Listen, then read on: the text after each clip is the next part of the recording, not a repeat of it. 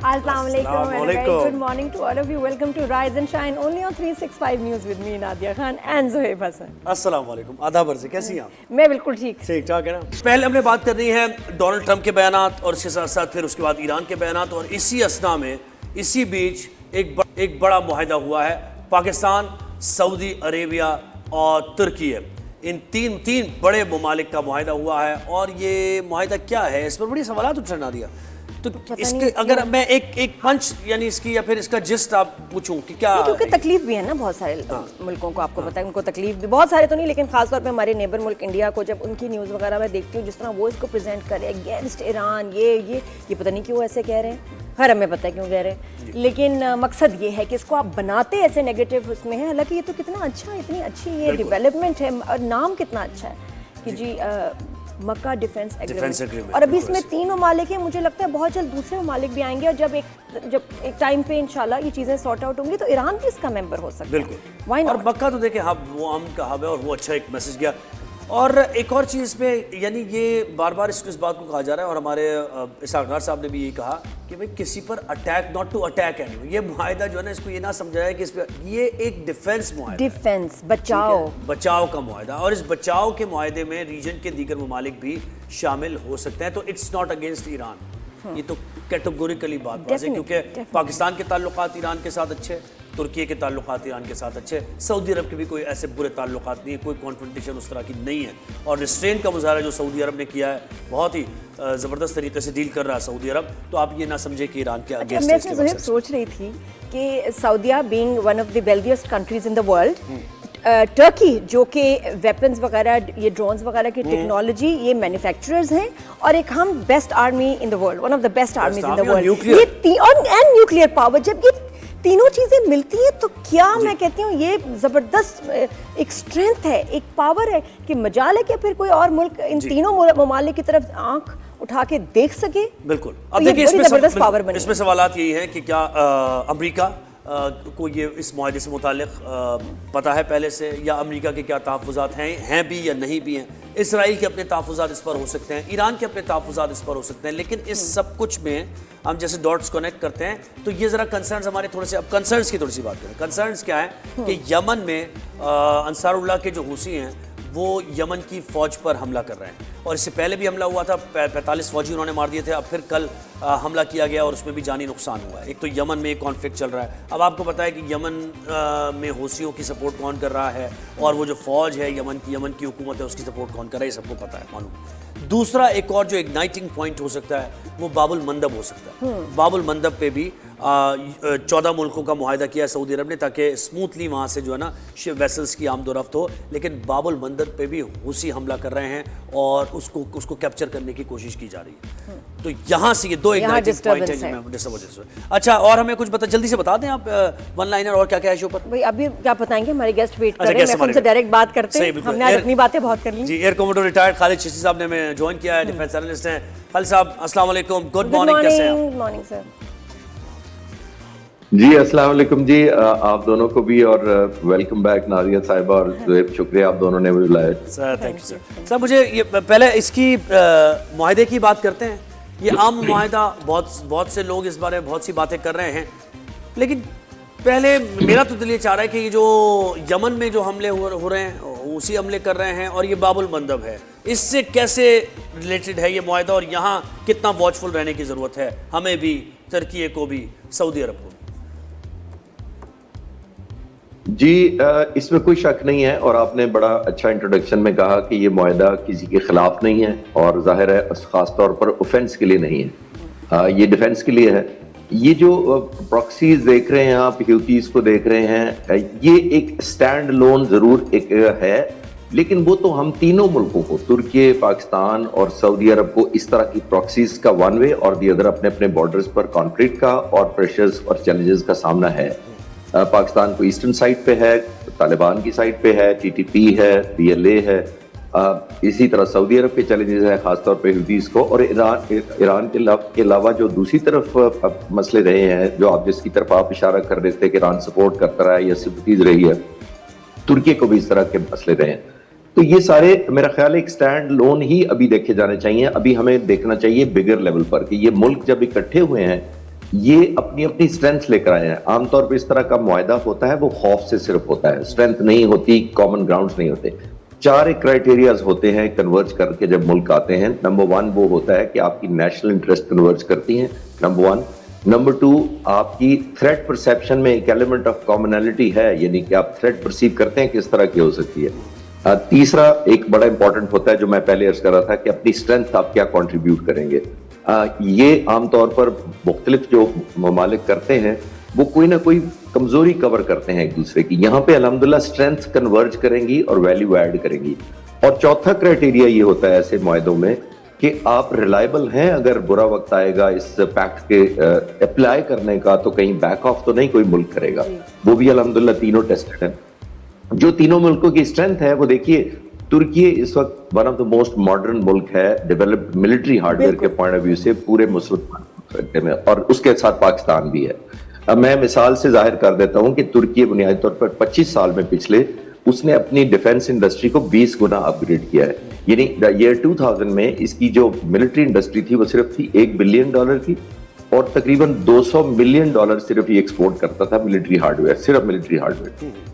आज 1 बिलियन से वो तकरीबन 20 बिलियन की इंडस्ट्री है, और तकरीबन 200 मिलियन से $8.5 बिलियन का असला एक्सपोर्ट करता है। दुनिया के 10 टॉप ममालिक में शामिल है तुर्की। पाकिस्तान की उसने बहुत मदद की, म्यूचुअल रहा है जरूर, इसमें कोई शक नहीं, लेकिन पाकिस्तान की उसने ड्रोन्स और अनमैन्ड एरियल व्हीकल बनाने में, लॉयटरिंग मुनीशन और किलर ड्रोन बनाने में बहुत मदद की। आज पाकिस्तान सेल्फ सफिशिएंट है और उसमें सबसे ज्यादा कंट्रीब्यूशन टर्की की है। अच्छा, आप नादिया खुद ही कह रही थी कि पाकिस्तान की इस खिते नहीं है, globally one of the most battle tested arm forces हैं। हम इस वक्त वो हैं जिन्होंने, पुरानी बात नहीं कर रहा 65 और 71 की, पिछले साल की बात कर रहा हूं कि हमने आर्म फोर्सेस ने, जनरल पाक फिजाइया ने क्या कामयाबियां हासिल की, वो एक बहुत बड़ा एक्सपीरियंस है। और बैक करें इसको न्यूक्लियर कैपेबिलिटी के साथ। हम किसी को खौफ नहीं कर, हम तो डिटर करेंगे जंग को, क्योंकि हम जंग चाहते नहीं है, चाहे वो कोई भी तरीका हो। और सऊदी अरब जाहिर है जो फाइनेंशियल मसल सबसे ज्यादा सऊदी अरब का है, जब ये कन्वर्ज करती हैं तो बहुत ज्यादा वैल्यू ऐड होती है और फैंटास्टिक 3 बन जाते हैं जी। ये तो सर फैंटास्टिक 3 की पावर अल्हम्दुलिल्लाह जी। तो वो इसमें अगर अब बाद में डिस्कस कर सकते हैं कि नेटो से बड़ा मुख्तलिफ मैं तो समझता हूँ इसको, उसकी कुछ और वजूहत थी बनने की और इसकी कुछ और वजूहत है। सर, अब और आपने बड़ी अच्छी बात की फरमाइए जी, एक जुमला आपने बड़ी अच्छी बात की नादिया ने कि why not Iran, long term में हमें कंफर्ट लेवल लेके जाना है इंशाल्लाह, और ले जाएंगे। ईरान भी ऑब्वियसली क्योंकि डिफेंस के लिए है, और वो डिफेंस ईरान का क्यों नहीं हो सकता जी। और सर इसमें अब ये बताएं कि यूएस का क्या स्टांस होगा, यूएस इसको कैसे, क्वेश्चन था, एग्जैक्टली सेम क्वेश्चन कि ट्रम्प का reaction, Netanyahu and Modi even तीनों, इनका क्या रिएक्शन है? जी, पहले अमेरिका से शुरू करते हैं। देखिए, एक कुदरती अमल है कि जो वैक्यूम होता है वो फिल होता ही होता है, ये कुदरती अमल है। यहाँ पे जो एक ट्रस्ट डेफिसिट हुआ है अमेरिका की प्रेजेंस की वजह से, और उस तरह अमेरिका ने या अमेरिकन फोर्सेस ने मिलिटरीली इन मुल्कों को वो सेंस ऑफ सिक्योरिटी नहीं दिया, तो वैक्यूम तो क्रिएट हुआ है। ट्रस्ट डेफिसिट इस तरह हुआ है कि ये लोग यहाँ के खित्ते के जिनको अमेरिका प्रोटेक्ट करता था तकरीबन 19 बेसिस की शक्ल में, वो प्रोटेक्शन वो नहीं हो सकती जो 2 दहाइयों से उनका वादा था या उन लोगों की, तमाम लोगों की एक्सपेक्टेशन थी।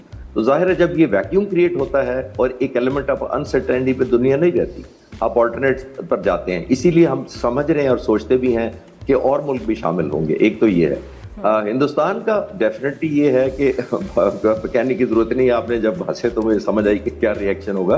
और खासतौर पर अभी 1 साल पहले जो हमारा डिप्लोमेटिक टाइज जिस तरीके से हमने अपनी रेलेवेंस गेन की है, पहले ही इंडिया उस पर बड़ा परेशान था। खासतौर पर हमने हिंदुस्तान को पिछले साल से अब तक न्यू नॉर्मल नहीं बनाने दिया कि आप एक हेजेमोनिक डिजाइन से हमें बुली कर सकते हैं।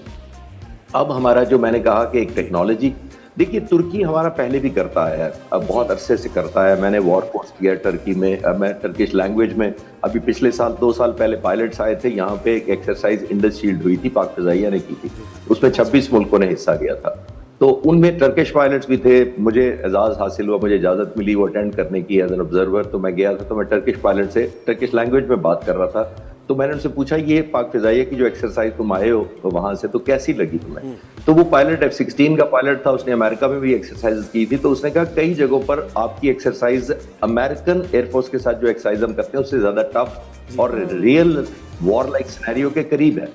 आप जरा विजुलाइज करें, ये टर्किश पायलट मुझे बता टर्किश पायलट तो बता मैं रहा ये हूँ। कह रहा हूँ कि हाँ, तो टर्की से हम बहुत कनेक्टेड हैं, टर्की से भी सऊदी कनेक्टेड अरब है से सर, बिल्कुल individually- चाइना से हमारे कनेक्टेड है, सऊदीया से कनेक्टेड है बिल्कुल। सर एक चीज मुझे बताइए, टाइमिंग पर फिर भी सवालात तो हो रहे हैं कि अभी क्यों ये एक तो इसकी वजह ये रियलाइजेशन हो गई ईरान और इससे कॉन्फ्लिक्ट के दौरान यूएस डिफेंड नहीं कर पाया सऊदी अरब को, कतर को और दीगर मुल्कों को जो एक्सपेक्ट कर रहे थे। तो ये सऊदी अरब ने कहा कि अब मुझे आगे बढ़ के जो है वो इस रीजन का एक पावरफुल मुल्क बनना है। इसके अलावा कोई और इसकी टाइमिंग ईरान से रिलेटेड कुछ हो सकता है ऐसा? क्योंकि अब बड़े सख्त बयानात ईरान की क़यादत की तरफ से आ रहे हैं कि बूट्स ऑन ग्राउंड हुआ तो हमारी फौजें तैयार हैं और सारी चीज़ें हैं। इस पहलू पर थोड़ी सी आप बिल्कुल आपने सही कहा। जी, मेरा ख्याल है कि ये ईरान की जो एप्रीहेंशन है इसको दूर करने की जरूरत है, और सबको पता है कि जितना ज्यादा ईरान कन्वर्ज करेगा हमारी तरफ, इस ट्रायंगल की तरफ जितना कन्वर्ज करेगा, उतना ही इजराइल को या अमेरिका को कम चांस मिलेगा इस खित्ते में आने का। जितना खुदा न खास्ता दूर होंगे ये ममालिक आपस में, जैसे आपने देखा कि जीसीसी के ममालिक और आपस में जो फूट डालने की इजराइल ने बहुत कोशिश की, और ये कोशिश यही थी कि ये मुल्क आपस में लड़ पड़े। तो जितना ईरान भी इस बेहतर समझ पाएगा, इसमें टाइमिंग्स का इसलिए कोई ताल्लुक नहीं है कि ये नीड ऑफ द आवर कहते हैं। वर्ल्ड वॉर 2 के बाद 1949 में नाटो बनी थी, और आप इमेजिन करें वो बनी थी खौफ से, क्योंकि अमेरिका बहुत पावरफुल था, बाकी जंग लड़ के निढाल हो चुके थे। तो अमेरिका ने कहा मेरे अम्ब्रेला के नीचे आ जाओ वरना सोवियत यूनियन आपको खा जाएगा। तो 32-33 मुल्क आज भी हैं नाटो में चले गए। ये नीड ऑफ द आवर होती है, ये नहीं होता। ये अपॉर्चुनिटी कॉमन थ्रेड जैसे मैंने कहा और स्ट्रेंथ लेकर आते हैं, और वो आज ही हो सकता था, 2-4 साल बाद शायद इसकी वैसी रेलेवेंस ना हो। सही। नहीं सर, बात भी ठीक है कि बड़ी रियलाइजेशन हुई है ममालिक को कि यूएस उनके साथ कितना खड़ा है और कितना उनको सपोर्ट कर सकता है, उनका कितना दिफा कर सकता है। तो ये आपने बिल्कुल सही कहा, ये टाइमिंग, इसी टाइमिंग पे ऐसे होना है, वरना पीस टाइम्स पे कौन ऐसा सोचता है? सबको लग रहा होता है परफेक्ट है, मुझे तो कुछ नहीं होना। और common threat sir Israeli, common threat में और कौन हो सकता है? जी, आपने ये बड़ा अच्छा इसलिए पॉइंट आउट किया, मैं उसको पार्ट 2 में यही अर्ज करने लगा था कि देखिए इस वक्त जो नेतन्याहू की स्टेटस है, जो अमन इस एरिया में हुआ था अभी एमओयू के सिलसिले में, वो नेतन्याहू के लिए तो एक सुइसाइडल और एग्जिस्टेंशियल थ्रेट था। तो ये एक एलिमेंट ऑफ डिटरेंस उसके लिए भी है इजराइल के लिए, क्योंकि वो इस फ्रस्ट्रेशन में, या जिस तरह मैंने कहा कि सुइसाइडल है उसके लिए अमन होना इस एरिया में, क्योंकि उसने तो अपने लोगों को कहा था मैं ईरान को तबाह कर दूंगा और सेव कर दूंगा और रजीम चेंज कर दूंगा, वो नहीं हुआ। तो वो आई थिंक उसको भी मैसेज जाता है इनडायरेक्टली, इजराइल को भी, let's be very straight about it, कि और कौन से मुल्क से ज्यादा थ्रेट है। ऐसा कोई मिस एडवेंचर ना करे इजराइल या उनके बैक किए हुए इनडायरेक्टली को फोर्सेस जो हैं जहां भी हों। तो आई थिंक ये कॉमन फैक्टर है और ये कुदरती अमल हुआ है। सही, बहुत शुक्रिया thank you. Air commodore retired Khalid chassis साहब ने हमें ज्वाइन किया, और ये जो डिफेंस पैक्ट हुआ इससे मुतालिक बहुत क्लैरिटी से बयान कर रहे थे, और किसी को भी कोई कंफ्यूजन अभी जरूरत यानी रह नहीं गई। बिल्कुल, और जो इसको मक्का पैक्ट को लेके गलत कर रहे हैं वो एक्चुअली खिलाफ हैं, वो इस पैक्ट के खिलाफ हैं, इस्लामिक कंट्रीज के कोalition इत्तेहाद के खिलाफ हैं जी।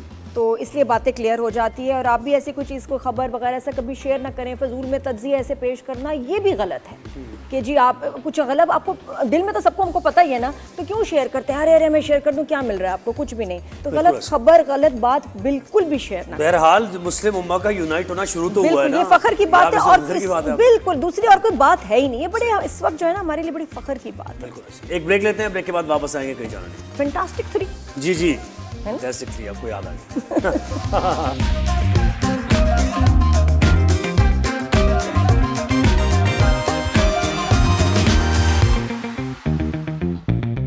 ज़ुहैब, इस खबर को लेके मैं बहुत डिस्टर्ब हुई जब इसके बारे में मैंने पढ़ा सुना।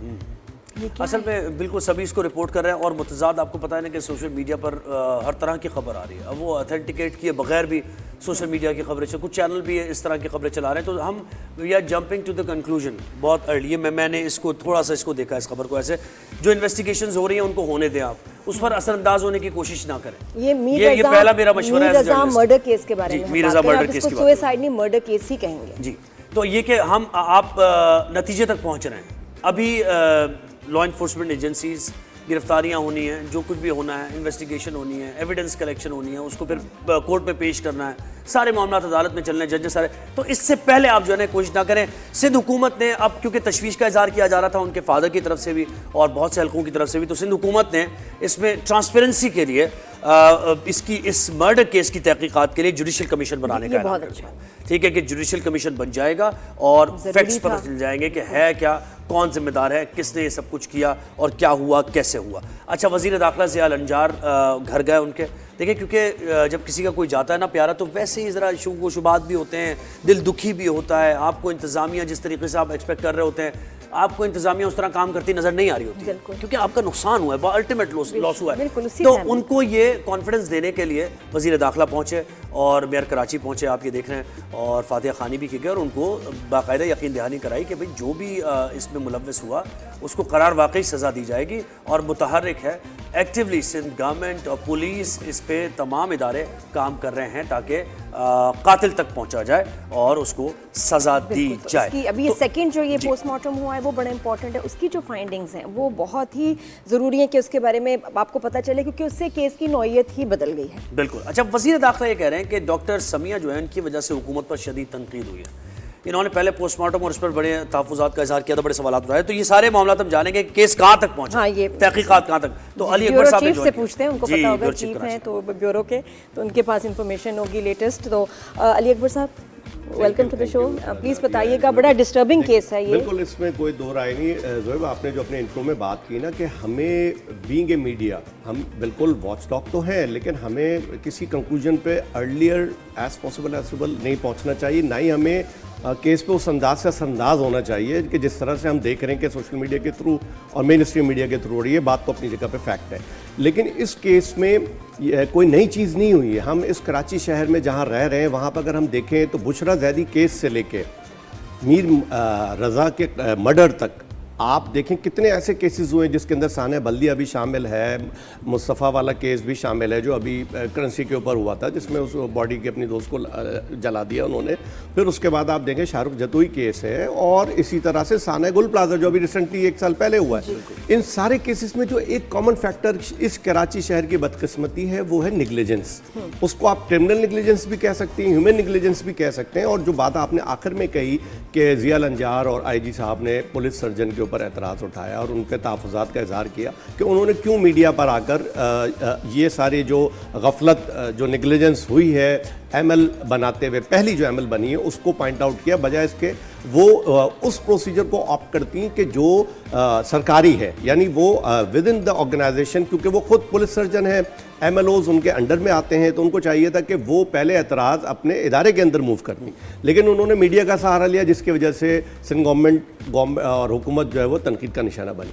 देखिए, बुनियादी तौर पे इस केस के अंदर जो शुरू के अंदर फाइंडिंग्स आई हैं उसमें जब बॉडी रिकवर हुई तो 15 की कॉल पर हुई, और उसमें जो निगलिजेंस हुई है वहाँ से निगलिजेंस का आगाज़ होता है। बॉडी उठाते वक्त चाहे हादसा से चाहे वक़ूअत से निगलिजेंस हुई।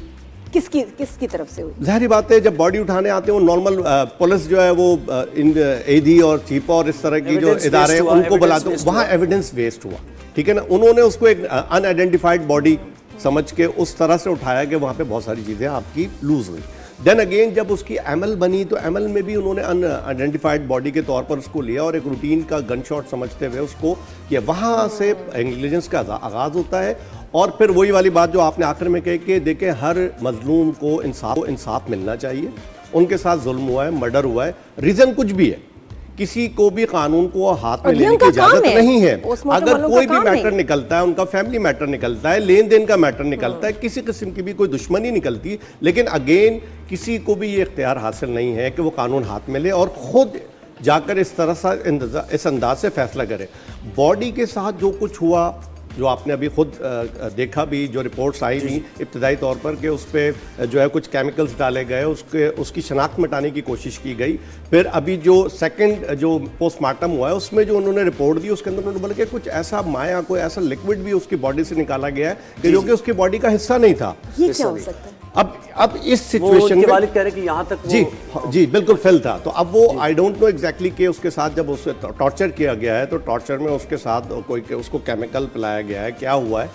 हम अभी उसको जजमेंट पे ना अच्छा, जाएं। वालिद का मौक़िफ़ क्या है, मुझे आप बताएं। देखिए वालिद क्या वालिद क्या है? बुनियादी तौर पे मैं फिर एक बात कहूंगा जो कि मुनासिब नहीं है कहना, क्योंकि फिर वही वाली बात आ जाएगी हम असरअंदाज हो रहे हैं। दोनों तरफ से चीज़ें सस्पिशियस हैं।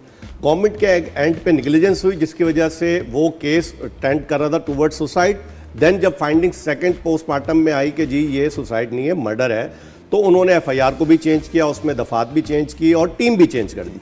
लेकिन कुछ सवालात फैमिली की तरफ भी उठते हैं कि देखें वो बच्चा निकल कर जा रहा है, आपसे जब सवाल पूछा जा रहा है तो आप सवाल का पॉलिटिकल जवाब दे रहे हैं। आप कह रहे हैं कि जी कर्जा तो पूरे पाकिस्तान के ऊपर है।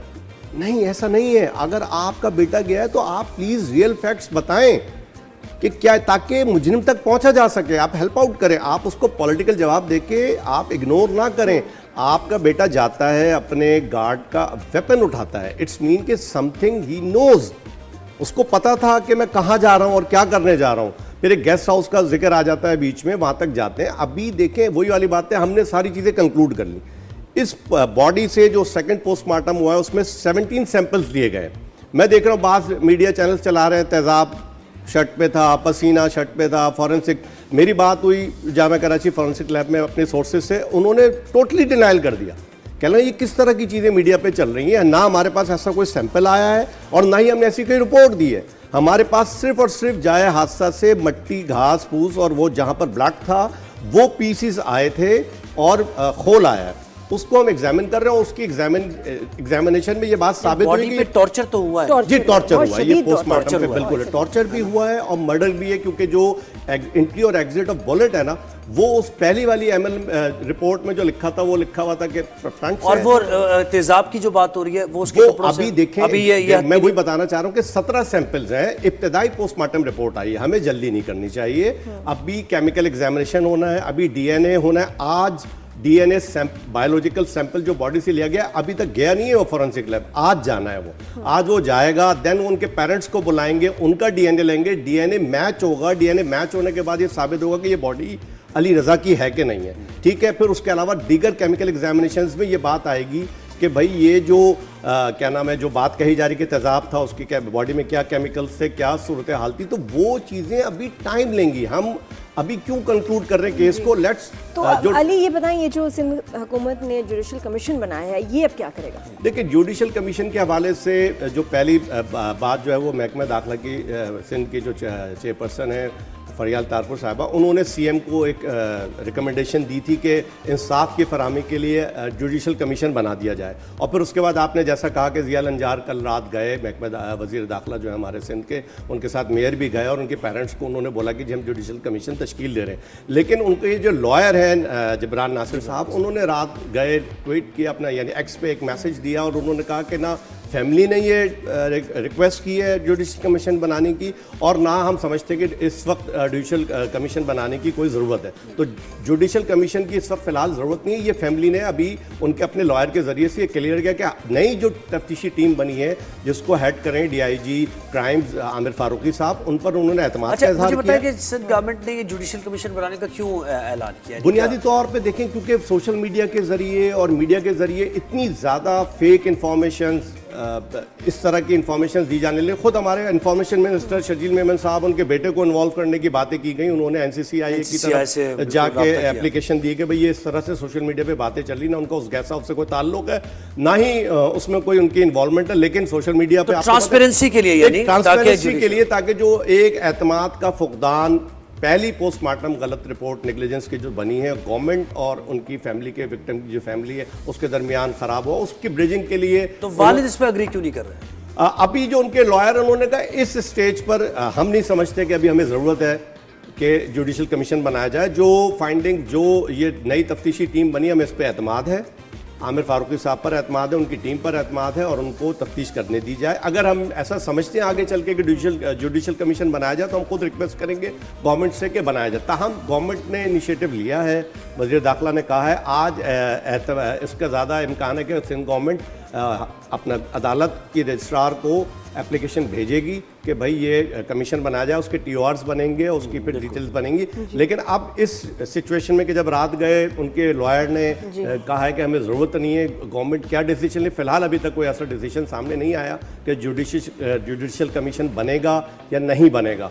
लेकिन गवर्नमेंट विलिंग है, बनाना चाहती है। अगर फैमिली नहीं बनाना चाहती, सिविल सोसाइटी का किरदार इसको कैसे देख रहे हैं आप? देखिए इसमें, और अली आपका भी इतना एक्सपीरियंस है, थोड़ा अपनी भी फाइंडिंग्स बताएं इस केस को लेके जो आप फैक्ट्स आपके सामने हैं। देखिए इसमें बुनियादी तौर पे जैसे मैंने कहा ना कि दोनों तरफ कुछ ग्रे एरियाज हैं। गवर्नमेंट वाला ग्रे एरिया किसी हद तक क्लियर हो गया कि उन्होंने केस को जो बुनियादी तौर पे इब्तदाई तफ्तीशी जो ग्राउंड्स रखा था वो सुसाइड रखा था। अच्छा, उसके अंदर मैं आपको बताऊं जो फाइंडिंग्स थी ना वो सुसाइड की तरफ ही जा रही थी कि भाई एक बच्चा है 25 ईयर्स है, उसने अभी अपना एंटरप्रेन्योर है, उसने अपना एक बिजनेस शुरू किया, एक अच्छे अंदाज से शुरू किया, उसकी कोई एनिमिटी नहीं है, कोई ऐसी दुश्मनी नहीं है, कोई ऐसा कुछ नहीं है। वो आता है घर घर पर आकर अपनी सारी चीज़ें देता है, अपने अकाउंट से पैसे मुंतकिल करता है, फिर वहाँ जाता है, वहाँ से गन उठाता है और उसके बाद उसको वो उसकी लाश मिलती है ना। इस पूरी फाइंडिंग्स के अंदर जो उनको प्रॉब्लम आ रही थी वो यही आ रही थी कि बज़ाहिर ऐसा लग रहा था कि ये सुसाइड है, लेकिन पोस्टमार्टम रिपोर्ट में क्योंकि फ्लॉजेस थे, जो 14 निकात पुलिस सर्जन सुमैया ने उठाए हैं, तो वो बिल्कुल वैलिड थे कि भाई इसमें ये हुआ ये हुआ। अगर सुसाइड था तो आपने बारूद के वो क्यों नहीं लिए, एग्जामिनर क्यों नहीं लिया कि बॉडी पे बारूद था? क्योंकि अगर उसने हाथ से फायर किया, अपने खुद फायर किया, तो उसके हाथ पे बारूद आना चाहिए था। वो एग्जामिन नहीं हुआ, ये नहीं हुआ, पीछे से गोली लगी, ये सारी चीजें जो थी वो उसने सस्पिशियस बनाया। लेकिन इन्होंने जो तफ्तीश की थी उसमें इन्होंने उसकी जो वॉच थी उसको डिकोड कर लिया है। वॉच को डिकोड करने के बाद उनके पास डाटा आ गया है और कल रात जो हमारे क्राइम रिपोर्टर मोहम्मद रजा ने खबर ब्रेक की थी उसमें उसने बताया कि अप्रैल से लेके 28 जुलाई तक जितनी भी उसकी कॉल का डाटा है वो पुलिस के पास आ गया है। और उसमें उन्होंने बाकायदा सिर्फ 27 की रात पूरा दिन और 28 की सुबह तक किससे मिलने की अभी तक आइडेंटिफाइड नहीं हुआ। लेकिन जो कॉल्स आई हैं वो कॉल्स को एग्जामिन किया जा रहा है। किसकी आखिरी 2 बजे कॉल आई थी, वो कौन था, उससे एक नंबर ऐसा है कि जो उसके रिकॉर्ड में नहीं था, उसको उन्होंने सस्पिशियस कहा कि भाई हम इसको देखेंगे कि ये किसका नंबर है।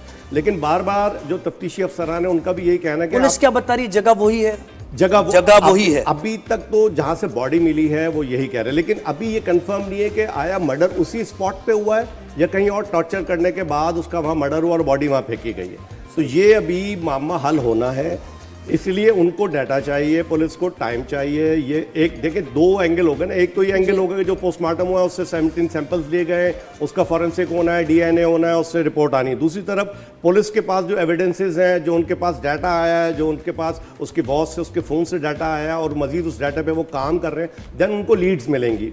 फिर उन्होंने मजीद कहा है कि हम उस इलाके की मजीद CCTV फुटेजेस हासिल करने की कोशिश कर रहे हैं ताकि हमें और वाज़ेह हो, क्योंकि एक अनक्लियर सी कंडीशन है कि वो आया उतरा और फिर उसके बाद वो एक हद तक तो नजर आ रहा है, उसके बाद वो गायब है। अच्छा, किसी भी स्टेज पे उस लड़के ने कोई रिपोर्ट नहीं किया किसी भी इदारे को? होता है ना कि आप रिपोर्ट करते हैं कि अगर कोई तंग कर रहा है, कोई मुबैना भत्ते की कॉल है, तो आप बताते हैं कि यार मुझे भत्ते की कॉल आ रही है, मैं क्या करूँ, आप मेरे साथ। देखिए लोन वाला मैटर तो है, लोन वाला तो हो गया, एक फैमिली किसी इदारे को रिपोर्ट नहीं किया उसने इससे पहले से। और उसकी कुछ कॉल रिकॉर्ड्स जो मीडिया को रिलीज हुई, कई सोर्सेज ने रिलीज की, हमने नहीं चलाई बहरहाल, लेकिन बहुत सारे मीडिया हाउसेस ने चलाई हैं। उसको उनके वालिद ने डिनाइल किया ये उसकी ऑडियो नहीं है, लेकिन उसके वालिद ये भी डिनाइल नहीं कर रहे कि जो लोन का इशू था कि नहीं था। वो एक जवाब देते हैं पॉलिटिकल सा कि पूरे पाकिस्तान पे कर्जा है, मेरे बेटे भी था तो क्या हुआ।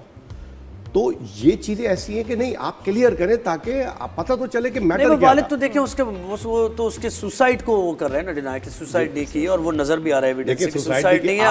आपने खुद अपनी बात में ये बात कही कि कोई भत्ते की कॉल आई हो, कोई ऐसी चीज हो, तो ये चीज कहाँ से मिलेगी? ये टिप तो घर वाले देंगे ना कि बच्चा परेशान था, सही है। उसके अगर वो लोन तो वो सवालात हैं अपनी जगह पर कि भाई वो पता तो चले फैमिली के वालिद से शेयर करता है। बड़ा इंपॉर्टेंट है कि ये जो मुझे तो लगता है कि हर कोई जर्नलिस्ट बन गया आजकल, खुद ही रिपोर्टिंग कर रहे हैं, खवातीन भी हैं इसमें, मर्द भी हैं, जिनको अपने ज़राए से हमें पता चला है कि ये देखें जी, ऑडियो देखें, ये वीडियो देखें, हमें ये लगता है, ये पता चला है। ये कितनी खतरनाक चीज़ है इस वक्त, और ये बहुत ज़्यादा पाकिस्तान में हो रहा है कि जो वीडियोस बनाते हैं इन्फ्लुएंसर्स हैं, इन्फ्लुएंसर्स भी नहीं, पता नहीं कौन है, असल में हर एक के हाथ में कैमरा है तो कोई भी जर्नलिस्ट बन जाता है। लेकिन ये केस को कितना डैमेज करता है, और ये एक क्रिमिनल एक्ट है कि आप गलत फैक्ट्स, दे के गलत तरफ जो है आप केस को ले जाके इन्फ्लुएंस कर सकते हैं, किसी के भी जो एट दिस लेवल किसी को भी इन्फ्लुएंस कर सकते हैं। लोगों में गलत जो है ना आप गुस्सा टेंशन फैला रहे हैं, ये वाली बात हो गई, ये हो गया, आप कैसे कह सकते हैं बगैर किसी सबूत के, ये बड़ा खतरनाक है। आपने सिविल सोसाइटी वाली बात की थी, वो बिल्कुल इसी वजह से, क्योंकि वो जो इन्फ्लुएंस हो रही है वो सोशल मीडिया के जरिए हो रही है, और सोशल मीडिया पर एक तूफान बदतमीजी मचा हुआ है, मुख्तलिफ इन्फॉर्मेशन शेयर हो रही है, मुख्तलिफ अंदाज से जो चीजें वहाँ पे डाली जा रही हैं, तो वो इम्पैक्ट डाल रही है सोसाइटी पे। And I think high time society इसकी का ना जो इसकी पॉजिटिव भी पॉइंट, सजा होनी चाहिए कि कोई भी सोशल मीडिया पे गलत खबर देता है, गलत चीज फैलाता है, गलत तासुर देता है।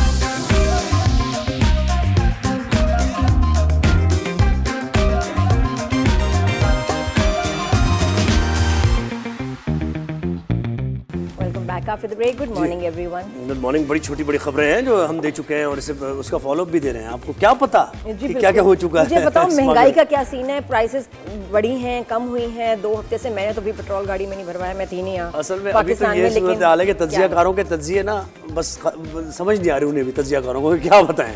रोजाना की बुनियाद पर पेट्रोल के प्राइसेस बढ़े।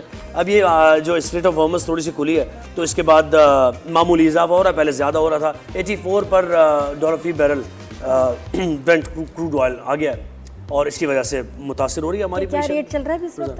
अभी तो 300 से ऊपर चल रहा है। इतना बढ़ गया? मैं लास्ट कहाँ छोड़ के गई थी? 280 समथिंग था। ऐसे ही है, देखिए ना 5 रुपए बढ़ता है। आप मेरे ख्याल 35 पैसे कम छोड़ के गई थी ना, कम हुए थे, उसके बाद फिर बढ़ गए थे अगले दिन 8 रुपए। 35 पैसे का कम होना था कि उसके बाद 5 रुपए, फिर 4 रुपए, फिर 5 रुपए, इस तरह बढ़ती आई चीजें। पता नहीं चला कुछ हुआ क्या हमारे साथ। पूछा, उन्होंने कहा जी ये 300 से ऊपर टप गया। हाँ, टप गया टप गया है, बस यही है। अच्छा, और ये सूरत हाल है बिल्कुल एक वॉलेटाइल यानी अजीब सी सूरत हाल। तो पाकिस्तान गुड्स ट्रांसपोर्ट इत्तेहाद ने आज से गैर मुअय्यना मुद्दत तक हड़ताल का ऐलान किया, क्योंकि उन्हें समझ नहीं आ रही कि किराया क्या सेट करें।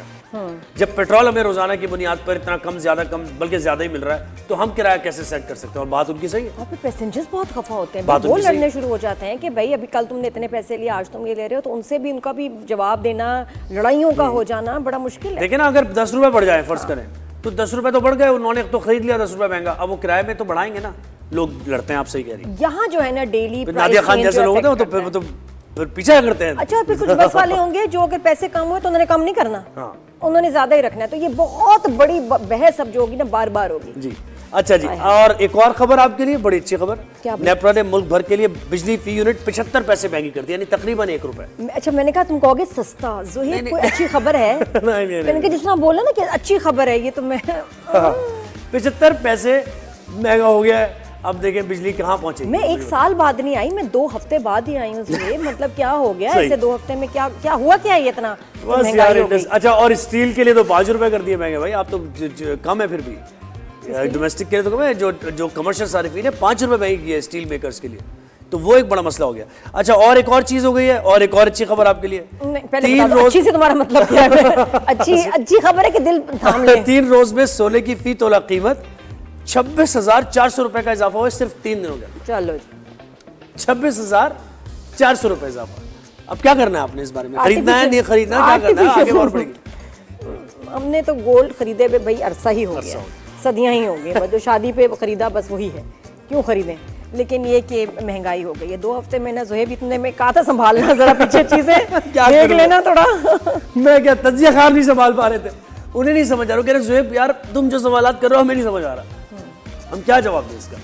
तो ये है सूरत हाल। मजा आया आपको? पीछे को बारिशें हुई हैं? कोई बारिश हुई थी, हल्की फुल्की सी हुई थी, स्लाइड ड्रिजल सी हुई थी, उसमें कोई ऐसी बात नहीं। एंजॉय किया लोगों ने, लेकिन ये किस इलाके में हुई थी? कराची में बताओ बारिश सिग्नल पे हुई थी। आपके इलाके में पहुंचो, तारिक रोड के सिग्नल पे पहुंचो। कहीं बारिश होती है कराची में थोड़ी थोड़ी। अच्छा, मैं जितना दिन बाहर रही हूँ ना, तेज बारिशें नहीं हुई। मैंने नादिया को कॉल की, नादिया पहुंचो डिस्को बेकरी। अब इतने नादिया निकली, आधा रास्ता हुआ, मैंने कहा बस धूप निकल आई है, वापस जाओ। ब्रेक के बाद आते 3 तलवार पहुंचो, बारिश हो रही है। ब्रेक के बाद मिलते हैं। Keep watching, good morning. आप ले लें ब्रेक, आप तो बातें करने में।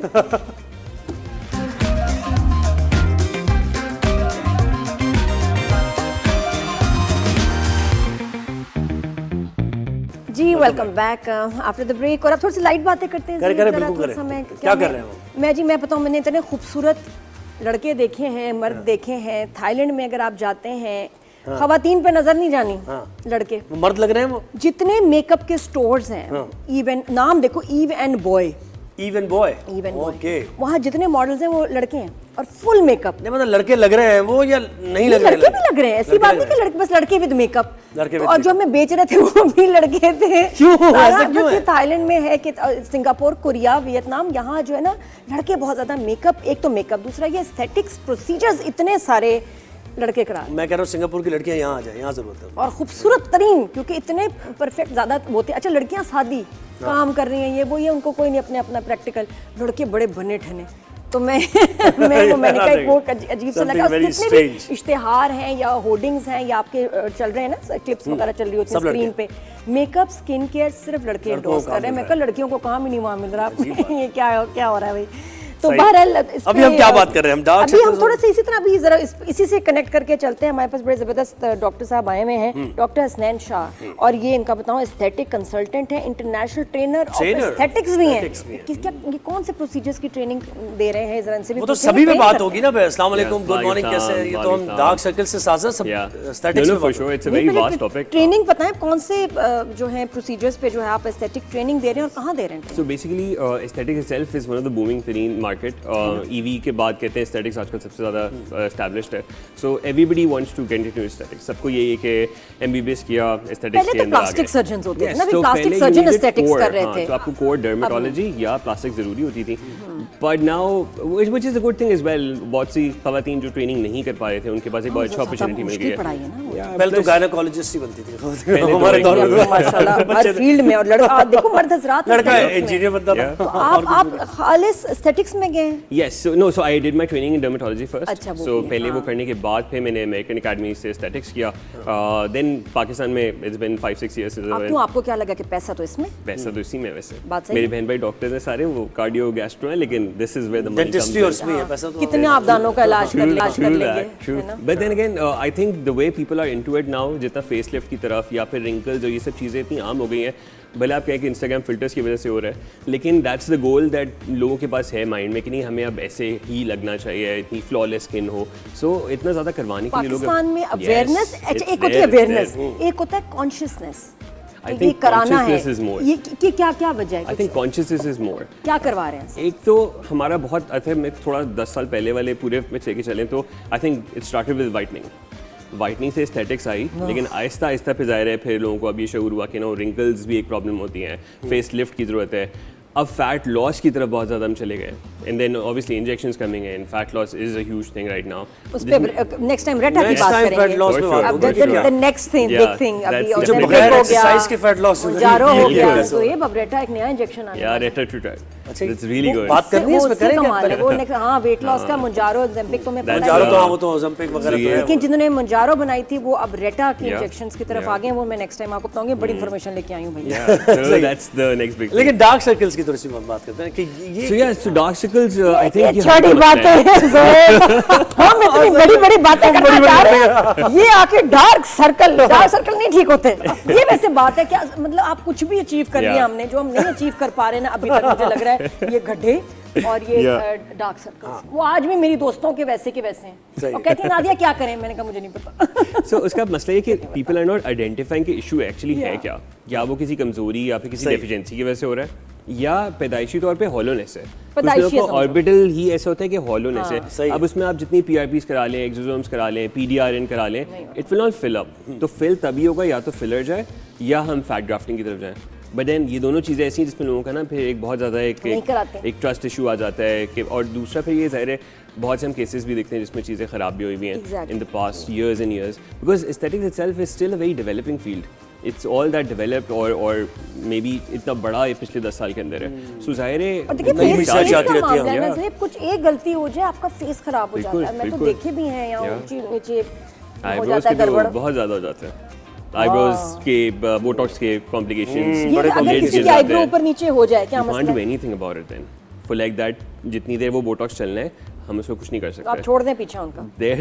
ऐसे केसेस हमारे पास आते हैं। इसको रिवर्स नहीं किया जा सकता। सो फिलर आप डालें ना, उसको निकाल रिवर्स कर सकते हैं। हमारी दोस्त के साथ अभी हुआ है ना, तो इसलिए मैं कह रही हूँ उनका पीछा छोड़ दें, वो टाइम से ठीक हो जाएगा। और उसमें उनका कसूर नहीं होता। वो ये क्या डॉक्टर का कसूर होता है, किसका कसूर? आप थोड़ा ये भी कह सकते हैं ओवरडोजिंग कर दी जाए, या अगर पोस्ट केयर सही नहीं हुई कि अगर वो एक छोटा सा ब्लेब जहाँ पे पॉइंट हम स्ट्रिक्टली कहते हैं उसको हाथ नहीं लगाना, वो अगर आपने मुंह धोते हुए या वुज़ू करते हुए ज़्यादा मसाज कर दिया तो वो प्रोडक्ट आपके लिड्स की तरफ या आईब्रो के मसल्स में जा सकता है, जहाँ नहीं जाना चाहिए। हो सकता बट है, तो इसलिए लोग डरते हैं। रिसेंटली जो ट्रेनिंग्स के भी हवाले से बात मैं कर रहा था वो यही था कि हमारे पास ऐसे केसेस ज़्यादा आने शुरू हो गए थे जो कॉम्प्लिकेशंस वाले लोग सब कर रहे हैं, बट ट्रेनिंग के बाद करें that's all good because threads superficially पड़े हुए। फिलर्स का फ़ायदा ये है कि फिलर्स रिवर्सिबल है, आप एनी टाइम उसको रिमूव करना चाहते हैं कर सकते हैं, आसान नहीं है। लेकिन बोटॉक्स को आप रिवर्स ही नहीं कर सकते। अच्छा, उसको रिमूव करने में अपना फैट भी चला जाता है कभी कभी? जाता है, बिल्कुल जाता है, एट्रोफी है। जैसे अंडर आई या कहीं भी आप अगर मेरा गया हाइलोनिडेज देंगे, हाँ हाँ बिल्कुल एक जाएगा। दफा जिंदगी में कराए, या कानों को हाथ लगाया है फिलर एक दफा, और वो भी क्योंकि पीआर वीडियो थी दुबई में, करवाया, इतना बुरा रिजल्ट, फिर उसको निकलवाया तो जो अपना अच्छा खासा आंखों का फैट था वो भी चला गया। एंड मैं तो दैट्स बहुत नॉट रिप्लेसेबल। वो गया तो फिर गया, वो गया वो वाकई गया। और ये संकिन होने की वजह से डार्कनेस अलग है। वो हाँ, वो एक अलग है ना, वो तो फिर सपोर्ट नहीं है। एग्जैक्टली। तो उसके लिए या तो फिर हम फैट की तरफ जाएं, लेकिन फैट वुड मीन कि हम एक बॉडी पार्ट से फैट निकालें और फिर उसको कहीं पे इंजेक्ट वो तो करें। बहुत है। लेकिन वो पॉपअप सा लगने लगता है ना, यहाँ जैसे आप कह रहे हैं उसके अंदर कुछ इंजेक्ट किया जाए। हाँ, लेकिन ये कि हम जैसे कैनुलास को प्रेफर करते हैं, so there is always precautions. आप इंजेक्टेबल या नीडल के जरिए ना करें, आप कैनुला के जरिए करें, वो वेसल्स को रप्चर नहीं करेगा, सो कॉम्प्लिकेशंस बिल्कुल मिनिमाइज हो जाएंगे। अच्छा, ये अभी जो आंखों के नीचे डार्कनेस है, पफी आईज है, Yeah. इनके लिए क्या ट्रीटमेंट अभी इस वक्त कोई नया कुछ आया है या सो भी नहीं? थोड़ी सी स्ट्रगलिंग पार्ट है ये, एक कॉम्पोनेंट अगर मैं बोलूँ, लेकिन इसमें नॉन इन्वेसिव इन्वेसिव दोनों में हम थोड़ी स्प्लिट कर सकते हैं। जहाँ पफीनेस है वहाँ पे RF devices, micro needling RF, इस तरह की डिवाइसेस हेल्प कर रही हैं, जो कि स्किन को टाइटनिंग के काम कर रहे हैं, फैट पैट्स को थोड़ा सा हम कम कर रहे हैं। लेकिन ऑन द अदर हैंड फिर आ जाता है पीडीआरएन या ये पॉलीन्यूक्लियोटाइड्स। नहीं किया कुछ? मैं बहुत करना चाहता हूँ, मुझे भरोसा नहीं होता अपने आप पे करने। मैंने अक्सर देखा एस्थेटिक्स के लोग आते हैं, अपने ऊपर उनके मैं देखता हूँ कि फेस पे कुछ नहीं होता। नहीं जी, होता है, एक बहुत दो है, होता है। अब तो ट्रेंड है, अब तो देखें इट्स वाइडली तो आपका दिल नहीं करता कभी मैं भी इसको यहाँ ये ऐसे कराऊं, थ्रेड्स अक्सर कराऊं? मैं कहता हूँ शीशे के सामने ना करना चाहिए, लेकिन वो कराना किससे आपने, ये बात ये है ना? पॉइंट है ना, भरोसा नहीं हो रहा, भरोसा नहीं होता। थोड़ा सा रिस्क है, बहुत रिस्की चीज़ है ना। अगेन इंजेक्शन आप लगा रहे हैं risky काम से। घबरा लोगों के लगाने में मसला नहीं है, लेकिन अपने कौन लगाए। बट हाँ, maybe if the time comes where it's जिनसे आपने इनएविटेबल। सीखा हो, इतने टीचर्स विचर्स होंगे, उनसे नहीं कह सकते थोड़ा सा? नहीं, उनसे कहा जा अच्छा, सकता होता है। आप क्या करवाते हैं? I think so under eye therapy would have been better. So हमारे क्या है, हमारे स्लीप साइकिल्स बहुत बुरे हैं, हमारा स्क्रीन टाइम बहुत ज़्यादा है, सो ये सारे ऐसे फैक्टर्स हैं जिनमें आपके अंडर आइज हॉलो होने ही है, डार्क होने हैं। सो आई थिंक हॉलोनेस या रिजुविनेशन की बात अगर करें ना तो वो ज़्यादा ज़रूरी है। So PR polynucleotide I think I would have chosen myself. अब तो अब आगे डॉक्टर साहब पहले लेटेस्ट चीजें क्या है कमाल, जिसकी ट्रेनिंग आप बल्कि ट्रेनिंग ले रहे हो? सो अब अगर मैं मशीनरी की बात करूँ तो एंडोलिफ्ट इज़ अ न्यू थिंग। क्या है ये? एंडोलिफ्ट एक छोटी सी वायर होती है जिसमें लेज़र के जरिए, डायोड लेज़र के जरिए हम टाइटनेस, फैट लॉस, ये सारी चीज़ें कर सकते हैं। बताएं जरा। एंडोस्कोपी टाइप जैसे है ना। स्पेलिंग्स? ENGO lift. ये मेरी आदत बचपन की है, कुछ पूछती हूँ स्पेलिंग प्रोनाउंस कैसे करेंगे, मेरी आदत है। सो उसका फ़ायदा ये कि जैसे बाकी जितनी चीज़ें हैं उसमें हम कोई ना कोई प्रोडक्ट अंदर डाल के छोड़ रहे हैं। हम थ्रेड डाल रहे हैं तो थ्रेड अंदर रहेगा, फिलर डाल रहे हैं तो फिलर अंदर रहेगा। एंडोलिफ्ट इज समथिंग जिसमें हम एक हीट का मैकेनिज्म को यूज़ करते हुए लेजर है, लेज़र के जरिए, डायोड लेजर है, लेकिन एक फाइबर ऑप्टिक वायर के थ्रू है। So it's very safe. एक बहुत छोटा सा जैसे एक डॉट होता है उसके थ्रू आप पूरा फेस कवर कर सकते हैं। It's a very long wire, so it's a new thing. जो रेड रेड लाइट आ रही होती है अंदर, तो उसे लिफ्ट करते थे आप। अच्छा, वो आप वीडियोस देख रहे होंगे कि जिसमें एक ऐसे धागा सा चल रहा है और एक रेड लाइट उसके साथ ना अंदर, जैसे ट्रैफिक लाइट नहीं होती वो लाइट, और उसको देख के डर लगता है भाई। हाँ, लेकिन वो बिल्कुल पेनलेस प्रोसीजर है। ये स्किन को लिफ्ट भी कर रहा है, फैट को मेल्ट भी कर रहा है और स्किन टाइटनिंग पे ज्यादा काम कर रहा है। फ्रीज कर रहा है कुछ अंदर, कुछ चीज के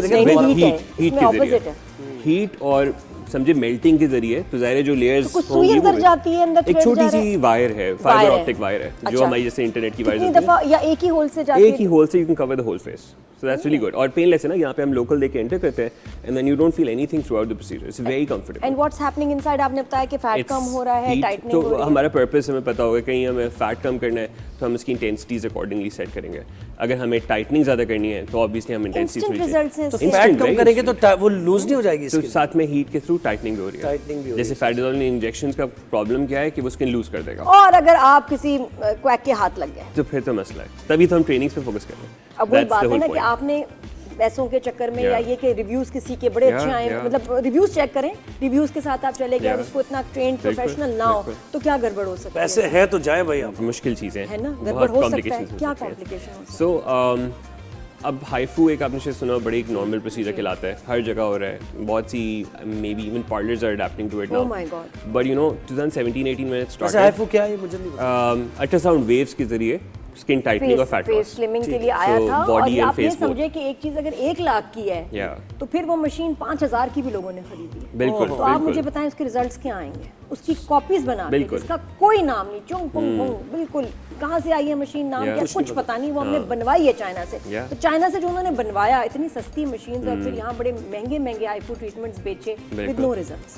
या दैट्स द होल प्रॉब्लम, जिसकी वजह से एक बहुत अच्छा प्रोसीजर मैं कहूँगा थोड़ा सा बदनाम हो गया। बिल्कुल हुआ है क्योंकि यहाँ तो इंटरनेशनली बहुत ही ज्यादा। आप ठीक है यूएस मशीन यूज़ ना करें, कोरियन मशीन यूज़ करें, they are really effective and instantly भी आपको 40% मैं रिजल्ट कहती फॉरन जिस मशीन का जिस गली का नाम ना हो ना वहाँ नहीं जाना। हाँ that's true, I would agree. Chinese एक है, मैं Yeah. सबसे पहले कहती हूँ आप जाएं पूछे कौन सी मशीन, हाँ सुप्रानो आइस है, ओरिजिनल Yeah. सुप्रानो आइस है, या चाइना में उसकी को बनाई है उसकी बिल्कुल। कॉपी, नहीं जिसका नाम नहीं है मशीन का, जो नोन नहीं है, नहीं उसे ट्रीट। जैसे बिजनेस सोप्रानो कर लें आप भी ऐसे, ये तो आपको सब पता है मुझे आपको। बड़ी आए हाय मुझे तुम सारी फ्री information- फ्रीक्वेंसीज पूछ लो, डियोड लेजर, सारी information- सारे लेजर सब। Yeah. मुझे एक बार बड़ा शौक था हाँ, कि मतलब एक बार करने का। यहाँ जब खास तौर पे दुनिया में मैंने इंतजार किया सारी जिंदगी पेनलेस कूलिंग लेजर आएगा, Yeah. एक दिन आएगा, हाँ। और वो एक दिन आया आया। Soprano ice I machine, Yeah. उफ it was game changer. Yeah, it was. लेकिन मैं हैरान हूँ कि यहाँ भी लोगों ने उससे रिजल्ट नहीं दिए। आप देखिए ना, पता नहीं सुप्रानो अब हर कमाल क्लिनिक के पास machine। सुप्रानो है अब। Yes. हालांकि soprano is like 1.5 crore 2 crore की मशीन, क्यों। बहुत महंगी। और उसी की कॉपी आती है 10 लाख रुपए की। ये So you मसला know every parlor has a soprano and their marketing is that कि ये genuine soprano है। तो मैं कहता हूँ आप बता के तो एटलीस्ट करें ना, मतलब, और क्योंकि जिन लोगों ने इन्वेस्ट किया हुआ है पैसा उस पर, फिर वो कहते हैं उनके लिए रिजल्ट्स problem नहीं है। मैं 4 सेशन कराए थे Yeah. दुबई में, 5,000 दिरहम का एक सेशन में बिल्कुल। जमा किए पैसे इस काम के बिल्कुल, लिए। बिल्कुल। उसके बाद से लेके आज तक Yeah. कभी कोई सेशन कराने ऐसे- की जरूरत ऐसे। नहीं पड़ी।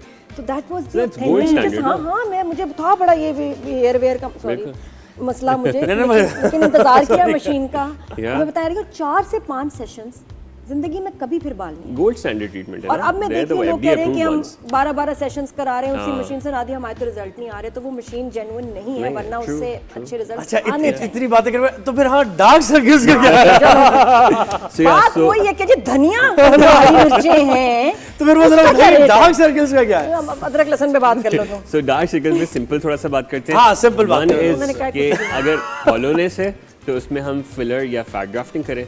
अगर हॉलोनेस या गहराई नहीं है तो फिर PRP ईजीएस्ट है, बट टाइम बहुत लेगा, सेशंस बहुत लेगा। PDRN और polynucleotides, these are the new game changers, very safe, combined with hyaluronic acid बहुत अच्छा रिजल्ट देते हैं। बट क्या है कि 3 सेशन बेस्ड है, इसमें फिर लोग सोचते हैं कि 1 ml फिलर कराया जाए या 3 सेशन उसके कराएं। और तो पर price सेशन difference क्या है। कॉस्ट है? It's this variability in the market. So anywhere between 25 to 50,000, depending on the product जो यूज हो रहा है।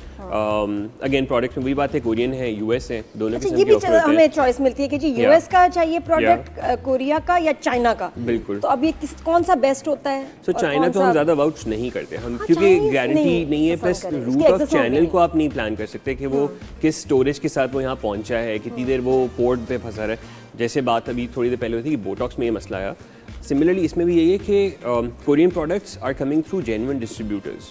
सो जो जेन्युइन डिस्ट्रीब्यूटर के थ्रू आ रहे हैं ना, वो फिर भी Korean market is really good with aesthetics right now. Skin care world में सबसे Quality नंबर 1 कमाल कोरियन है। इनफैक्ट ये जितने ब्यूटी प्रोसीजर्स हैं ये सारे कोरिया ड्राइव्ड है mainly. US again it's a brand. बहुत से ऐसे लोगों ने Yeah. चाइनीज कोरियन बता के लगा दिया क्या इसमें से, तो इतना अवेयर है खवातीन। So this you नहीं, need to खुद check judge. करना है, ये आपको जज करना है कि आप कहाँ पे बैठे हुए हैं और किससे करवा रहे हैं। लोग तो चेक भी नहीं You करते know. क्या लगाया। यही मैं कह रहा हूँ। डॉक्टर्स हैं दिखाते हैं बिल्कुल। आपको, बस आवाज है कुछ चीज खुली है बिल्कुल। और आपको लगा दी। आप कैसे लगवा रहे हैं? लेकिन आप आई उसको थिंक चेक करें। मैं तो कहती हूँ बारकोड स्कैन करें उसका, करना क्या चीज़ है चाहिए, ये? बिल्कुल करना चाहिए। अपने इनफैक्ट पेशेंट्स को हम भी अवेयरनेस देते हैं कि अगर हम आपके अंदर थ्रेड डाल रहे हैं तो you need to see this, also count them out कि मैंने कितने डाले हैं। मैं बोल दूँ मैंने 6 डाले मैंने तैयार हो, बट अच्छा यू मुझे नीड टू हैव बताएं दैट डॉक्टर साहब, पाकिस्तान में कितना इस पे check in balance regulation Yeah. है ऑन एस्थेटिशियंस जो ये प्रोसीजर्स कर रहे Yeah. हैं? इन प्रोसीजर्स का अगर गलत हो जाना तो क्या आप एक्शन ले सकते हैं? और आपके ख्याल में कितने लोग हैं जो इस So वक्त I गलत would प्रैक्टिस say, कर रहे हैं? I would say there's a हमारी हेल्थ कमीशन अब बहुत काम कर रही है इस पर, क्योंकि ये सारे डॉक्टर्स के अंदर भी मतलब इट्स बिन अ थिंग। हमारे जो सारे डर्मेटोलॉजिस्ट हैं ये भी काफ़ी ये तो क्लेम करते हैं FDA के अंडर तो नहीं आता।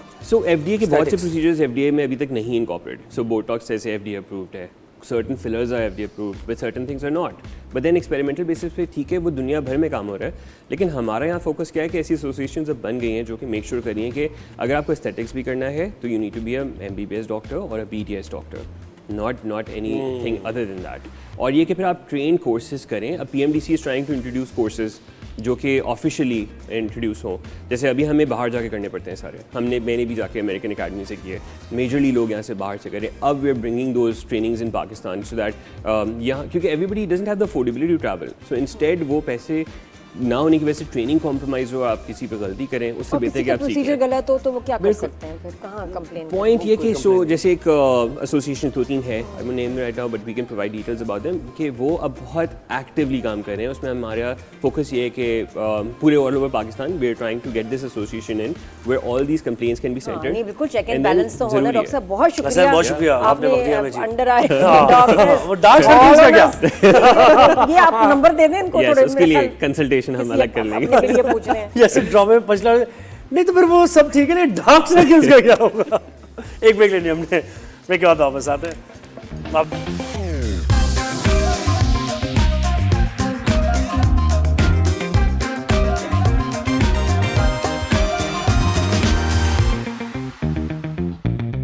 शोबिस की दुनिया के जो सितारे हैं उनसे थोड़ी सी बातचीत हो, उनको जरा जमीन पे यहाँ लेके आते हैं. थोड़े टाइम के लिए जमीन पे लेके आते हैं. बड़े फिट सितारे हैं भाई, 6 पैक्स 8 पैक्स वाले सितारे हैं, पूरी मेहनत करके आते हैं. और यंग टैलेंटेड एक्टर्स जब आते हैं तो बड़ा अच्छा लगता है देखने में. और बड़े डेडिकेटेड हैं बच्चे इसमें, जो है ना अपना खुद का ख्याल रखना, डिसिप्लिन, ड्रेसिंग, अपना सोशल मीडिया मेंटेन करना, बड़े जिम्मेदारियां. आजकल सिर्फ एक्टिंग नहीं और बहुत कुछ चल रहा है. जब्त करना पड़ता है, बहुत कुछ जब्त करना पड़ता है, लेकिन जब्त कर नहीं रहे.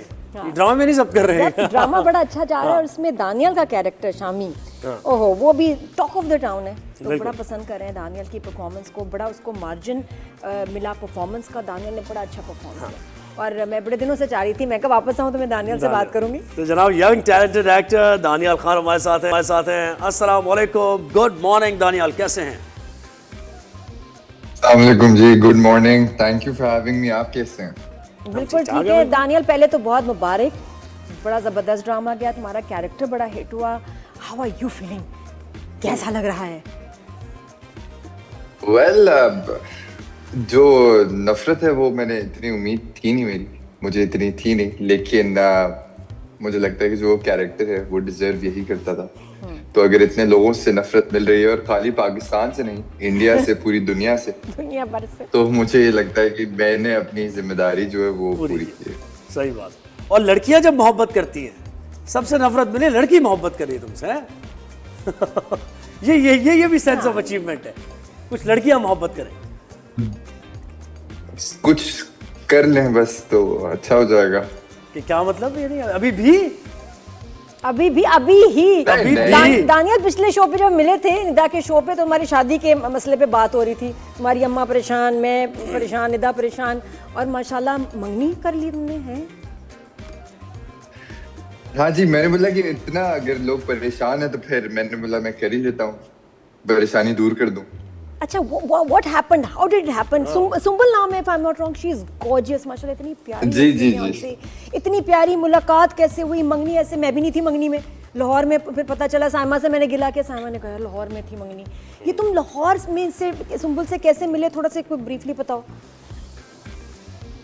मैं बेसिकली 6 साल पहले लाहौर गया था एक इवेंट पे. अच्छा. मुझे ये वहाँ दिखी थी, वो मेरे दोस्त की दोस्त थी. She was just a friend of a friend.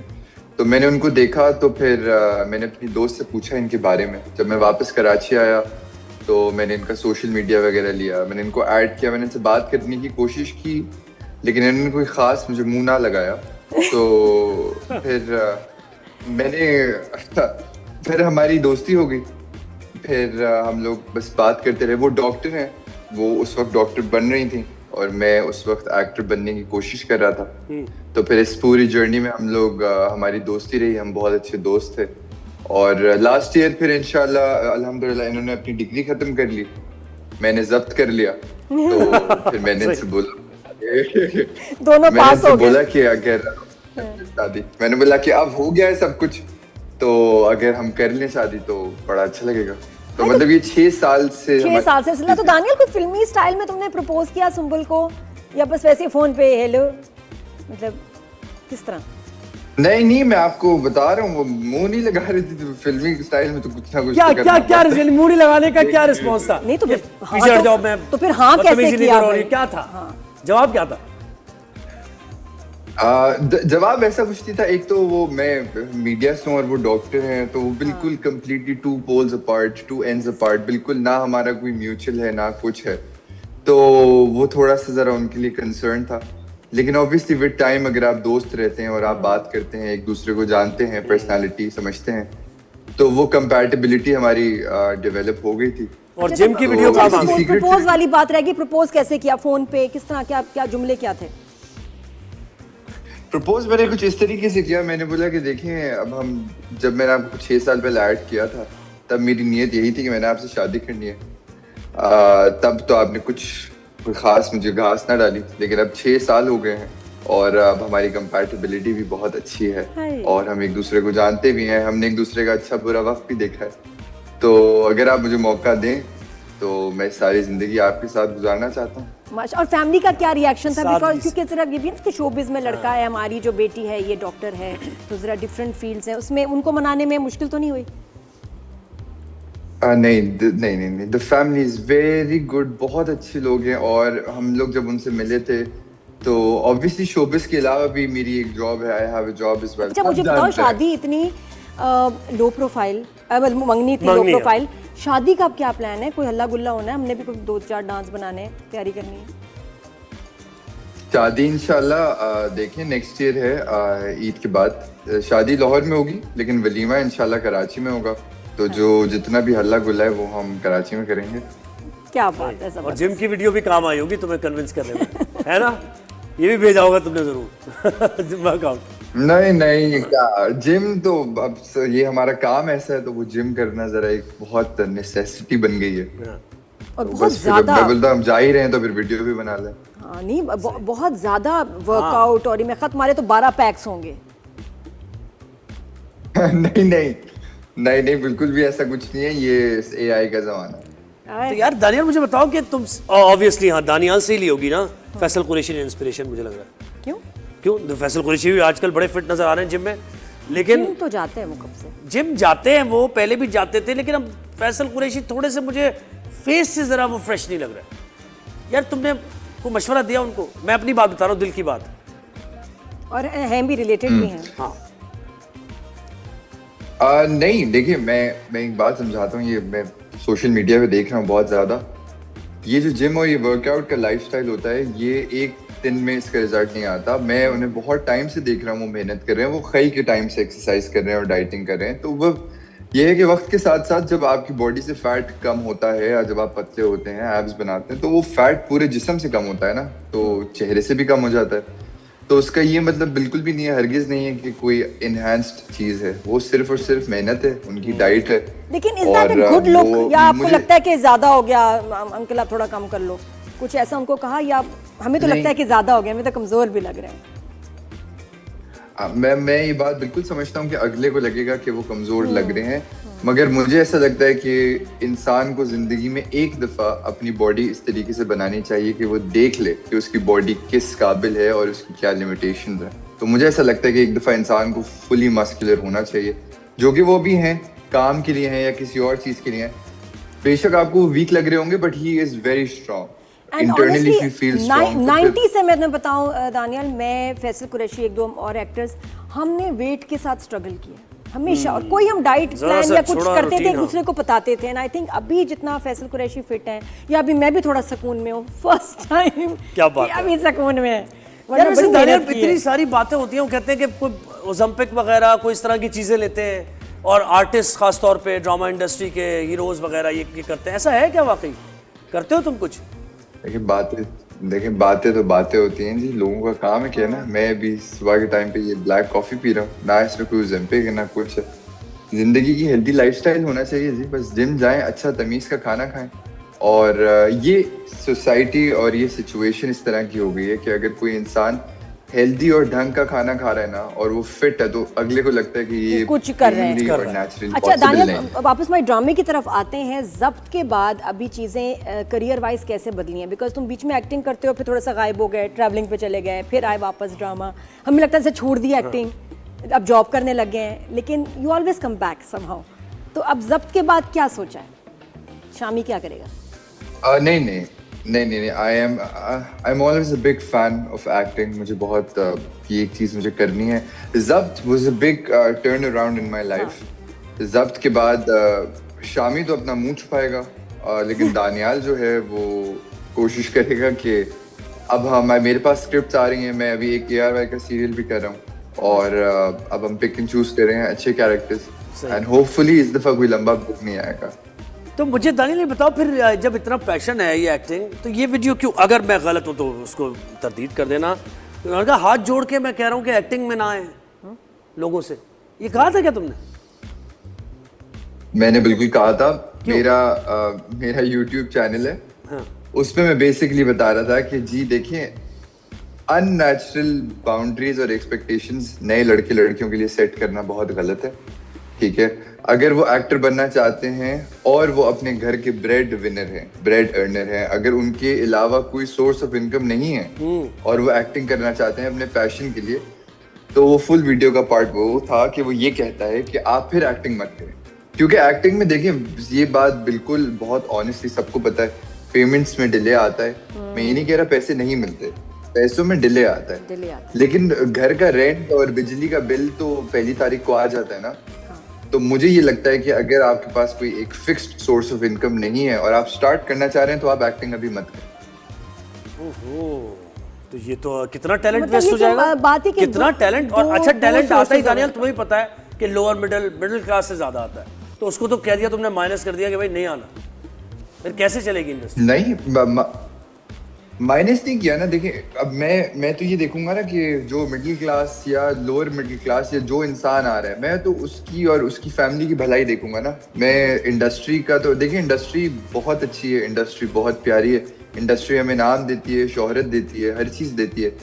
लेकिन हर चीज के साथ साथ अगर टाइम पे आपको पैसे नहीं मिले तो फिर मतलब पेट और बिल्स और ये चीजें तो नहीं चलती ना। तो मैं तो नहीं चाहूंगा कि मैं किसी को गलत मशवरा दे दूं और कोई बेचारा आके 12-12 घंटे काम करे पूरे महीने, और जब फर्स्ट आए उसको अपने बिल देने हो, उसको उसके चेक ना मिले। एक्टर्स और उनकी फैमिलीज बड़ा इस पे सफर करती हैं, स्ट्रगल करते हैं कि जी यार ये हवाई में, तो कहते हैं हवाई रोजी है, तुम्हारी बात सही है। And Daniyal, you do that के साथ में जॉब भी हो और या कोई काम बिजनेस हो और साथ में एक्टिंग भी चलती रहे, है ना? एब्सोल्युटली। देखिए, सोर्स ऑफ इनकम होना बहुत जरूरी है। अगर आपको एक्टिंग करनी है जबरदस्त, अगर एक्टिंग हो जाती है, आप सक्सेसफुल हो जाते हैं, तो फिर आपको किसी चीज की जरूरत नहीं है। लेकिन वो करने में बहुत टाइम लग जाता है और बहुत अरसे से लोग कर रहे हैं कोशिश। तो मुझे लगता है कि एक ऑल्टरनेट सोर्स ऑफ इनकम होना बहुत ज्यादा जरूरी है, और अगर आपके पास नहीं है तो आप, मेरे हिसाब से, आप एक्टिंग में नहीं है। और मैं फिर उस पर ये भी तनकीद होती होगी इन लोगों पर कि जो एक्टर्स के फैमिली आती है, नेपोटिज्म का लगता है, आपने चाहे कितनी मेहनत की हो, मुझे तो लगता है कि नेपोटिज्म का उल्टा है। मुझे ये लगता है कि पाकिस्तान में जो आर्टिस्ट की फैमिलीज और बच्चे, उनके लिए ज्यादा मुश्किल है। मुझे लगता है, पता नहीं, कोई आसानी नहीं उसमें। दानियल, में क्या में एडवांटेज हुआ कि साइमा कुरैशी के बेटे हो और इतना उनका नाम है, फिर फैसल कुरैशी का भी कहीं ना कहीं, कुरैशी अंकल, रोजीना जी इनकी नानी है, तो वो सारा, did it help you in your career? Honestly, no, बिल्कुल भी नहीं, because it does not help you in your career. You might be able to get an opportunity जरूर। अब मेरी अम्मी है, मेरी नानी है, my नानी was a film star, मेरे मामू है, मेरी खाला मेरा इंटरव्यू ले रही है, तो लोग तो मुझे हर दफा यही कहेंगे कि जी मैं कुछ भी कर लूं। देखिए, नेपोटिज्म का जो एक टाइटल है वो रहेगा।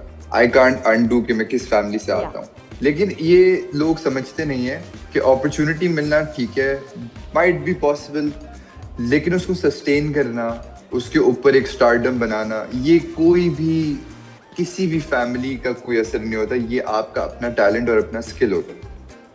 सही। अच्छा दानिया, बताओ भाई, शादी की तरफ आते हैं वापस। मुझे बताओ कि क्या सोचा है, कुछ डिफरेंट कुछ करना है शादियों पे? आजकल लोग बड़ा ना वो प्लान कर रहे होते हैं, ये एंट्री होनी है, ये म्यूजिक लगेगा, ये खर्चा करना है, ये वो।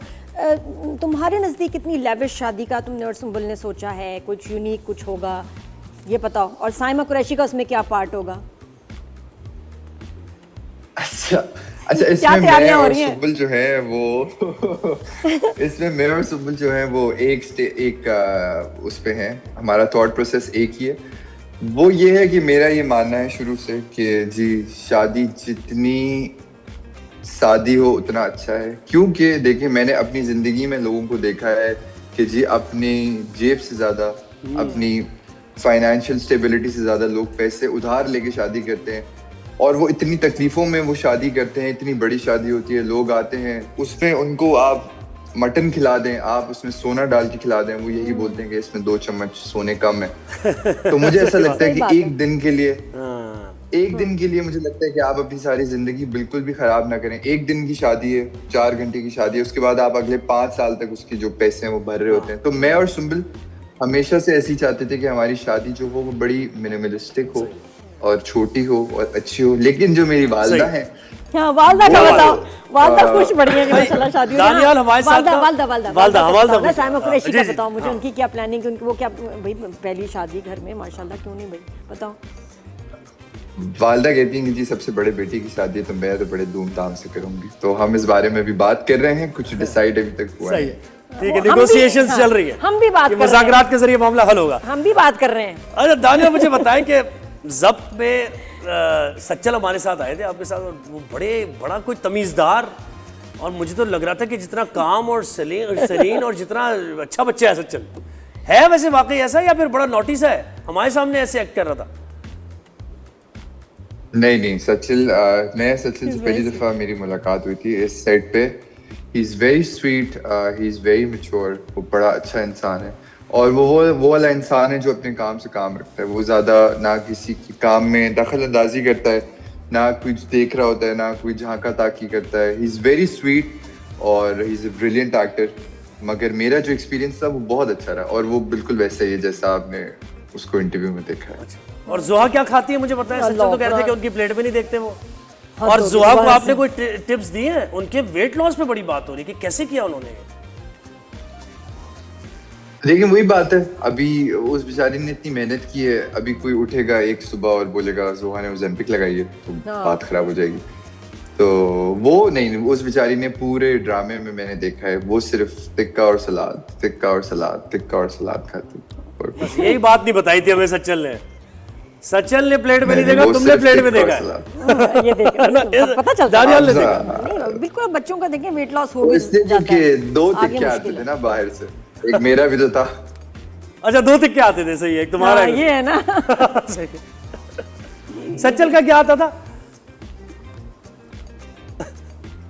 सच्चल बिल्कुल मस्त है, वो बोलता है ले आओ जो भी है। सही है। कुछ भी आज हम खा लेंगे, जबरदस्त। तो अच्छा दानियाल, मुझे बताओ आगे अभी कौन से प्रोजेक्ट कर रहे हो, कोई फिल्म का प्लान है? अभी मैं ARY पे कर रहा हूँ, एक आई ड्रीम का है, वो चल रहा है अभी। एक्चुअली मंडे टू फ्राइडे आता है वो 9 बजे, मैं तेरा उसका नाम है। और उसके अलावा मैं hopefully end of August start कर रहा हूँ। फिल्म का बहुत दिल है और बहुत उम्मीद है कि जरूर करेंगे इंशाल्लाह जरूर। अगर दानियाल कोई मुझे अच्छी बताओ, opportunity आए तो जरूर। इतनी ट्रैवलिंग भी करते हो, कोई खास वाकया हमसे शेयर करो। कोई हो जाता है ना कि अकेले आप ट्रैवल कर रहे हैं, आसान भी नहीं, समटाइम्स आप किसी सिचुएशन में भी फंस जाते हैं। कोई इंटरेस्टिंग सा वाकया बताओ, या कोई भी खौफनाक भी हो सकता है। अच्छा जी, तो मैंने शुरू में अभी मंगनी से पहले तो मैं ये सब कुछ डिसाइड करता था कि मैं थोड़ा सा काम करके पैसे जमा करके Traveling. हर 4-6 महीने में एक नया मुल्क देखता था। रिपीट नहीं करता था, मैं कोई नई जगह मुझे जाने का बहुत शौक और हम तुम्हें देख रहे होते थे। तो इसी तरह अब मैं ये बात करना चाहता हूँ लोगों के लिए कि मैं टर्की गया हुआ था। मैं टर्की में इस्तांबुल गया हुआ था, पहले की बात है, 3-4 साल पहले की बात है। तो हम लोग जा रहे थे, रात का टाइम था, तो मैं और वहाँ पे उस टाइम पे मेरी यूनिवर्सिटी का एक दोस्त भी आया हुआ था अपना। तो हम लोग मिले, हम खाना वगैरह खा के जा रहे थे।